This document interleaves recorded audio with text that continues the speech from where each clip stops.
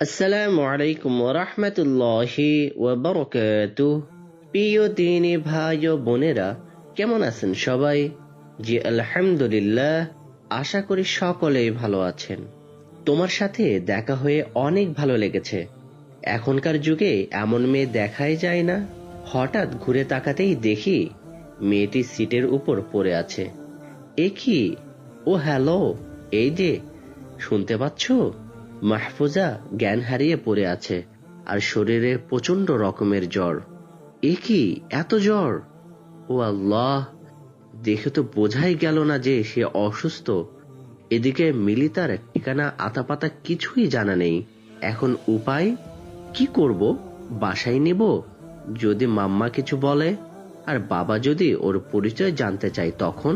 পাশ থেকে লোকজন বলছে, ম্যাডাম, ওনাকে হাসপাতালে নিয়ে যান, মনে হয় কিছু খাইছে, মরে টরে গেছে নাকি। আরে ঢং করতাছে, চিপাই নিয়ে সবকিছু লুটপাট করে নেয় এরা, এদের জানা আছে। আহারে, কার মায়ের বাচ্চা যেন। এক একজনের ভিন্ন মতামত শুনে মিলি ঘাবড়ে গেল। সত্যি যদি হয় ওনাদের কথা, কিন্তু ওকে দেখে তো এমন মনে হয়নি। সবশেষে অনেক কিছু ভাবার পরে যা হবার হবে। প্লিজ সবাই চুপ করুন, ওনাকে হসপিটালে নিতে হবে প্লিজ। মাহিরাকে নিয়ে হসপিটালে গেল। মিলি বসে আছে সোফায় এবং ওর এক বন্ধু পাশে বসে আছে। কি রে, কি ভাবলি? শুধু কপালে হাত দিয়ে ভাবলেই হবে? কি করব দোস্ত, বুঝতে পারতেছি না। আরে তুই চিনিস না, জানিস না, কেন এত চিন্তা? বাসায় চল। আংটি আমাকে কল দিয়েছিল যে তুই আমি একসাথে আছি কিনা। ভাগ্যিস আমাকে আংটি কল দেওয়ার আগে তুই কল করেছিলি। ও, কি বললো মাম্মা? সেই কথা তাই না? আমার লেভেলের সাথে যা মানানসই নয় আমি তা কেন করি? হুম, তুই কি করে জানলি? তিনি আমার মা, তাকে আমি ছোট থেকে জানি।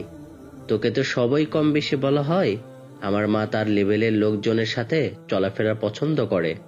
ছেলে মেয়ের ইচ্ছের তার কাছে কোনো মূল্যই নেই। আর বাবা তো বাবাই, সে মায়ের চেয়ে কম কোন অংশে? টাকা পয়সা ধন সম্পদের অভাব নেই, কিন্তু অভাব স্নেহ, শিক্ষা, মায়া, মমতা, ভালোবাসার। যা ও একটা ভাই আছে, তাকেও টাকার গরম শেখানোর বাকি রাখেনি। টাকা ওড়ানো তার পেশা বলা যায়। সারাদিন আড্ডা, মদ, মাতাল। ওই বাসাটা আমার জন্য একটা নরকের মতো লাগে, যেখানে আমার ভালো লাগে না।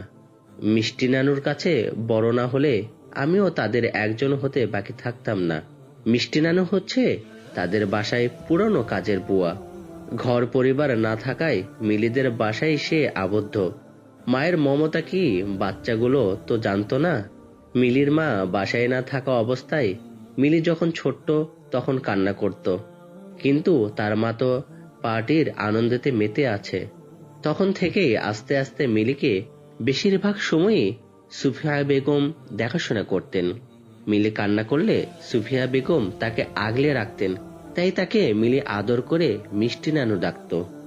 তাদের দুজনের কথার মধ্যে মাহিরার জ্ঞান ফিরে আসে। মিলি আর তার বান্ধবী তার কাছে যায় এবং পানি খেতে দেয়, কিন্তু মাহিরা তার ডান হাত দিয়ে পানি নেওয়ার শক্তি আর বোধ কিছুই পাচ্ছে না।